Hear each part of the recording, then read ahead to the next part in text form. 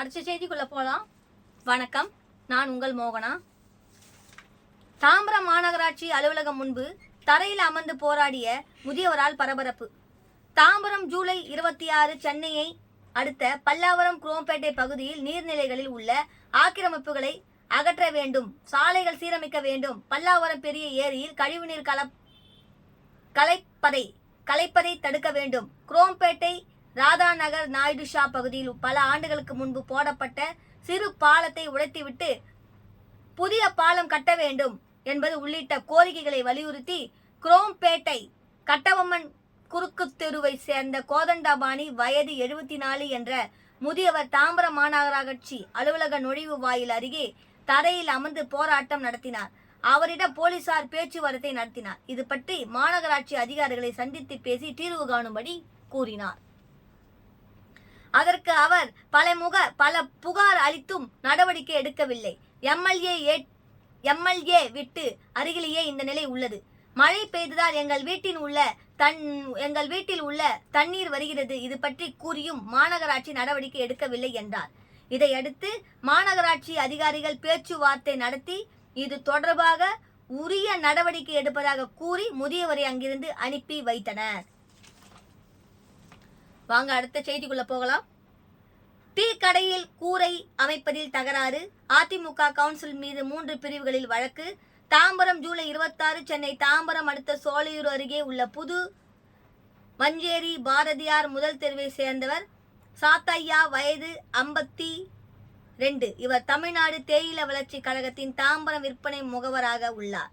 இவர் அகரம் தென் தேயிலை மற்றும் டீ விற்பனை கடை நடத்தி வருகிறார். இவரது கடையில் கூரை அமைப்பது தொடர்பாக இருவருக்கும் அதே பகுதியை சேர்ந்த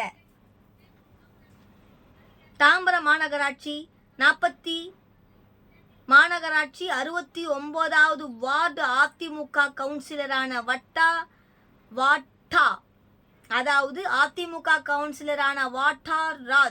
வாட்டர் ராஜ் என்பவருக்கும் இடையே தகராறு ஏற்பட்டுவிட்டது. இது பற்றி இரு தரப்பினருக்கும் சோலையூர் போலீஸ் நிலையத்தில் புகார் செய்தனர். அதன் பேரில் போலீசார் வாட்டர் ராஜ் அளித்த புகாரின் பேரில் சாத்தையா மீது வழக்கு பதிவு செய்தனர். அதேபோல் சாத்தையா அளித்த புகாரின் பேரில் வாட்டர் ராஜ் மீது 3 பிரிவுகளின் கீழ் வழக்கு பதிவு செய்து விசாரித்து வருகின்றனர். அடுத்த செய்திகளை பார்க்கலாம் வாங்க. மாமல்லபுரம் அருகே தூண்டில் வளைவு அமைக்க கோரி மீனவர்கள் உண்ணாவிரதம்.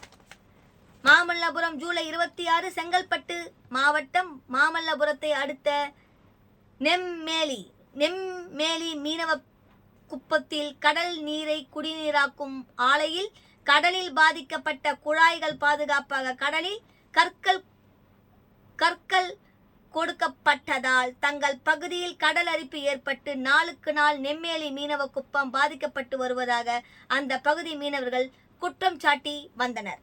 இதையடுத்து கடந்த 2023ஆம் ஆண்டு ஏப்ரல் மாதம் தமிழக சட்டமன்றத்தில் ரூபாய் 25 கோடி தூண்டில் வளைவு அமைக்கப்படும் என்று அறிவித்து தமிழக அரசு அரசாணை பிறப்பித்து அறிவிப்பு வெளியாகி ரூபாய் 25 கோடி ஒதுக்கீடு செய்து 2 ஆண்டுகள் ஆகியும் தூண்டில் வளைவு அமைக்கப்படவில்லை.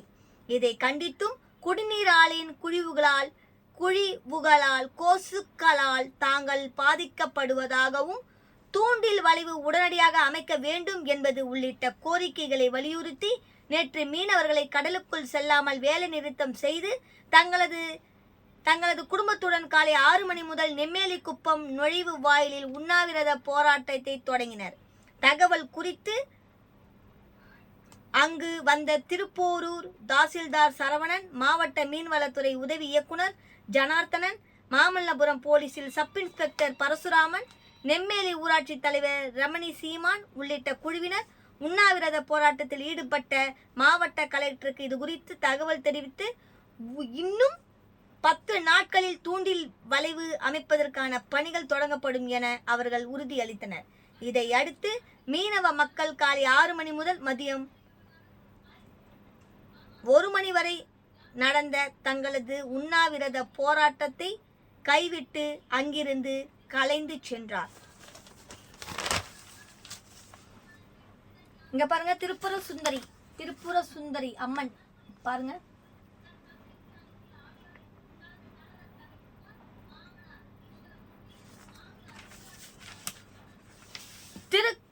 அதாவது அடுத்த செய்திக்குள்ள போகலாம். திருக்கழுக்குன்றம் திரிபுர சுந்தரி அம்மன் கோவில் தேரோட்டம். திருக்கழுக்குன்றம் ஜூலை 26 செங்கல்பட்டு மாவட்டம் திருக்கழுக்குன்றத்தில் புகழ்பெற்ற திரிபுர சுந்தரி அம்மன் உடனுரை வேதகிரீஸ்வரர் கோவில் உள்ளது. இந்த கோவிலில் ஆடிப்பூர திருவிழா கொடியேற்றத்துடன் தொடங்கியது. இந்த கோவிலின் முக்கிய நிகழ்வான தேரோட்டம் மற்றும் நடந்தது. திரிபுர சுந்தரி அம்மன் புஷ்ப அலங்காரத்தில் எழுந்தருளி கிழக்கு ராஜகோபுரம் வழியாக வந்து பக்தர்களுக்கு காட்சியளித்தார். அம்மனுக்கு சிறப்பு தீபாராதனை நடைபெற்றதை தொடர்ந்து திரளான பக்தர்கள் சாமி தரிசனம் செய்தனர். அதனைத் தொடர்ந்து அங்குகளில் அலங்கரிக்கப்பட்ட தேரில் அம்மன் அமர்ந்து பக்தர்களுக்கு சாட்சி அளித்தார். 4 மாட வீதி வழியாக தேரோட்டம் நடைபெற்றது. இதில் திரளான பக்தர்களை கலந்து கொண்டு தேரை வடம் பிடித்து இழுத்து சாமி தரிசனம் செய்தனர்.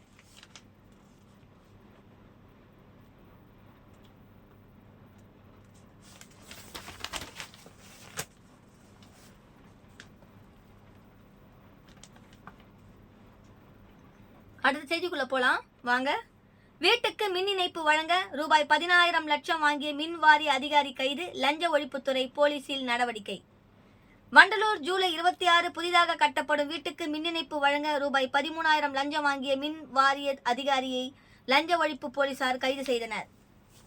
13,000 லஞ்சம் கொடுத்தால் காஞ்சிபுரம் மாவட்டம் அதனூர் பகுதியை சேர்ந்தவர் ராஜசேகர். இவர் அதே பகுதியில் புதிதாக வீடு கட்டி வருகிறார். இதற்காக தற்காலிக மின் இணைப்பு பெறுவதாக ஊரப்பாக்கத்தில் உள்ள மேற்கு வாரிய அலுவலகத்தில் கடந்த மார்ச் மாதம் விண்ணப்பித்து 4 மாதங்கள் ஆகியும் இவருக்கு தற்காலிக மின் இணைப்பு வழங்கப்படவில்லை. இது குறித்து ஊரப்பாக்கம் மின் வாரிய அலுவலகத்தில் வணிக ஆய்வாளராக பணிபுரிந்து வரும் காட்டாங்குளத்தூர் பகுதியை சேர்ந்த ஏழுமலை வயது 55 என்பவரிடம் கேட்டார். இதற்கு ஏழுமலை ரூபாய் 13,000 லஞ்சம் கொடுத்ததால் உடனடியாக தற்கொலை இதற்கு ஏழுமலை 13,000 லஞ்சம் கொடுத்தால் உடனடியாக தற்காலிக மின் இணைப்பு வழங்கப்படும் என்று ராஜசேகரிடம் தெரிவித்துள்ளார். லஞ்சம் கொடுத்து தற்காலிக மின் இணைப்பு வாங்க வேண்டாம் என்று முடிவு செய்தார் ராஜசேகர். இது குறித்து செங்கல்பட்டு லஞ்ச ஒழிப்புத்துறை போலீசாரிடம் புகார் அளித்தார். லஞ்ச ஒழிப்பு போலீசார் ரசாயன பவுடர் தடவிய ரூபாய் 13,000 ராஜசேகரிடம் கொடுத்தனர். செங்கல்பட்டு லஞ்ச ஒழிப்புத்துறை அமைச்சர் போலீஸ் சூப்பரண்ட் சரவணன் மேற்பார்வையில் லஞ்ச ஒழிப்பு போலீஸ் இன்ஸ்பெக்டர் திருவேங்கடம் தலைமையில் 6 பேர் கொண்ட குழுவினர் ஊரப்பாக்கம் மின்வாரிய அலுவலகத்திற்கு அருகே முன்கூட்டியே சென்று மறைந்திருந்தனர். ராஜசேகர் ஊரப்பாக்கம் மின்வாரிய அலுவலகத்திற்கு நேற்று மதியம் சென்று அங்கு பணிபுரியும் வணிக ஆய்வாளர் ஏழுமலையிடம் ரசாயனம் தடவிய ரூபாய் 13,000 கொடுத்தார். அதனை ஏழுமலை வாங்கிய போது லஞ்ச ஒழிப்பு போலீசார் ஏழுமலையை மடக்கி பிடித்து கைது செய்தனர். பின்னர் அவரை செங்கல்பட்டு கோர்ட்டில் ஆஜர்படுத்தினார்.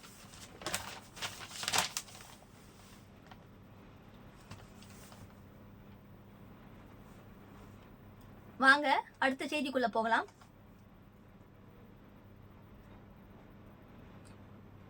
மன்னிவாக்கத்தில் ஐடி நிறுவன பெண் பார்வையாளருக்கு செல்போனில் தொல்லை, ஆசிரியர் மீது போலீசில் புகார்.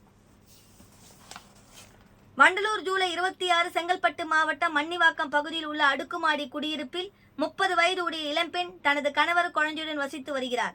இவர் சோழிங்கநல்லூரில் உள்ள ஐடி நிறுவனத்தின் மேற்பார்வையாளராக பணியாற்றி வருகிறார்.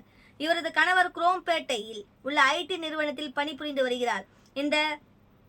இந்த இளம்பெண் கடந்த 2009 ஆண்டு விருதுநகர் மாவட்டத்தில் மணிகண்டன் என்பவரிடம் 10ஆம் வகுப்புக்கு டியூஷன் எடுத்துச் சென்றுள்ளார். அந்த டியூஷன் ஆசிரியர் திருமணமாகி தற்போது கிண்டியில் குடும்பத்துடன் வசித்து வருகிறார். தன்னிடம் டியூஷன் படித்த 30 வயது இளம்பெண்ணுக்கு டியூஷன் ஆசிரியர் மணிகண்டன் செல்போனில் தொடர்பு கொண்டு அடிக்கடி ஆபாசமாக பேசி தொல்லை கொடுத்து வந்ததாக கூறப்படுகிறது. இது குறித்து அந்த இளம்பெண் ஓட்டேரி போலீஸ் நிலையத்தில் புகார் அளித்தார். இதனை அடுத்து ஓட்டேரி போலீசார் வழக்கு பதிவு செய்து விசாரணை தீவிரமாக நடத்தி வருகிறார்கள். பாருங்க, டியூஷன் சொல்லிக்கிற இடத்துலலாம் இந்த மாதிரி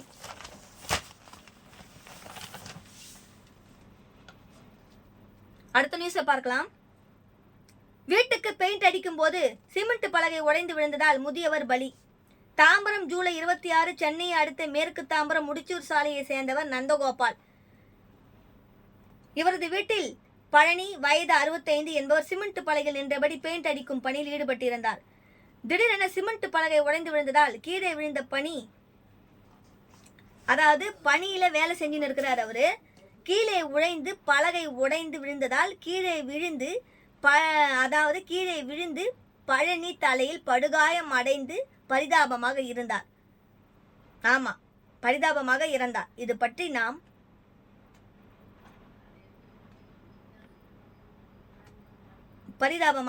இது பற்றி தாம்பரம் போலீசார் விசாரணை அறிக்கின்றனர். இந்த பாருங்க, எப்படி தாம்பரம்னு ஒழுங்கா போடாம தாம் போட்டு அதுக்கப்புறம் பரம் போடுறாங்க. இது படிக்கும் பொழுது தாம்பரம்ன்றத அது கொஞ்சம் இதுவாகவே போட்டுருக்கலாம், தாம்பரம் அப்படின்னு போட்டிருக்கலாம். தாம் போட்டு திருப்பி பரம் போட்டா கொஞ்சம் என்னடா இது தாம்பரம் அப்படின்னு, இப்படி என்னடா தாம் பரம் அப்படின்னு வர மாட்டேன்னு பார்க்குறோம். சரி, நான் இன்னொரு வாட்டி படிக்கிறேன், கேளுங்க. பிழை இருந்தால் மன்னிச்சுக்கோங்க. தாம்பரம் ஜூலை 26 சென்னை அடுத்த மேற்கு தாம்பரம் முடிச்சூர் சாலையை சேர்ந்தவர் நந்தகோபால். இவரது வீட்டில் பழனி வயசு 65 என்பவர் சிமெண்ட் பலகையில் நின்றபடி பெயிண்ட் அடிக்கும் பணியில் ஈடுபட்டு இருந்தார். திடீரென சிமெண்ட் பலகை ஒடிந்து விழுந்ததால் கீழே விழுந்த பழனி தலையில் படுகாயம் அடைந்து பரிதாபமாக இருந்தார். இது பற்றி தாம்பரம் போலீசார் விசாரித்து வருகின்றனர். இதுதான் நியூஸ்.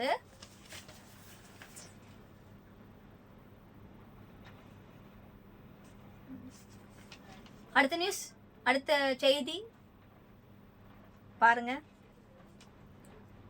சிறுமியை பாலியல் பலாத்காரம் செய்த வழக்கு, தொழிலுக்கு 20 ஆண்டுகள் சிறை, செங்கல்பட்டு கோர்ட்டு தீர்ப்பு. செங்கல்பட்டு ஜூலை 26 சிறுமியை பாலியல் பலாத்காரம் செய்த வழக்கில் தொழிலாளிக்கு 20 ஆண்டுகள் சிறை தண்டனை வழங்கி செங்கல்பட்டு போக்சோ கோர்ட் தீர்ப்பு வழங்கியது. சென்னை தாம்பரம் அடுத்த சோலையூர் பகுதியை சேர்ந்த 7 வயதுடைய சிறுமி அவரது தாயாருடன் தந்தை தாயாரை விட்டு பிரிந்த நிலையில் சிறுமியும் அவருடைய தாயாரும் வசித்து வந்தனர். சிறுமியின் வீட்டு எதிரே கூலி தொழிலாளியான பாலாஜி வயசு 50 என்பவர் குடியிருந்து வந்தார். சிறுமியின் தாயார் வீட்டு வேலைக்கு சென்று குடும்பத்தை கவனித்து வந்தார். அவ்வாறு வீட்டு வேலைக்கு செல்லும் போது சிறுமியை பாலாஜி வீட்டில் விட்டு செல்வது வழக்கம். இதுபோல் 2022 ஆண்டு அக்டோபர் மாதம் சிறுமி வீட்டில் இருந்த போது பாலாஜி சிறுமி அவரது வீட்டுக்கு கடத்தி சென்று பாலியல் பலாத்காரம் செய்துள்ளார். இதை வெளியில் யாரிடமும் சொல்லக்கூடாது என்றும், அப்படி சொன்னால் உன்னையும் உன்னுடைய தாயாரையும் வீட்டை விட்டு காலி செய்து விடுவேன் என்று மிரட்டியுள்ளார். அதனால் சிறுமி பயந்து கொண்டு யாரிடம் சொல்லவில்லை. இது பாலாஜி சாதகமாக பயன்படுத்தி கொண்டு சிறுமியை அடிக்கடி பாலியல் பலாத்காரம் செய்துள்ளார். சிறுமிக்கு வயிறு வலி ஏற்படவே சிறுமி தனது தாயாரிடம் நடந்த சம்பவங்களை தெரிவித்தார். சிறுமியின் தாயார் சோலையூர் அனைத்து மகளிர் போலீஸ் நிலையத்தில் புகார் அளித்தார்.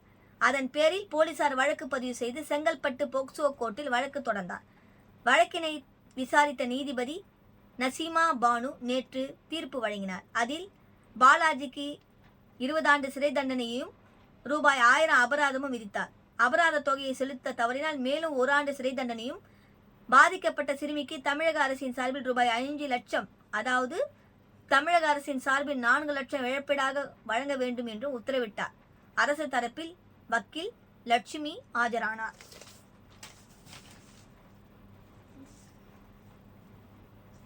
இத்துடன் இந்த செய்தி அறிக்கை முடிவடைகிறது. நன்றி, வணக்கம்.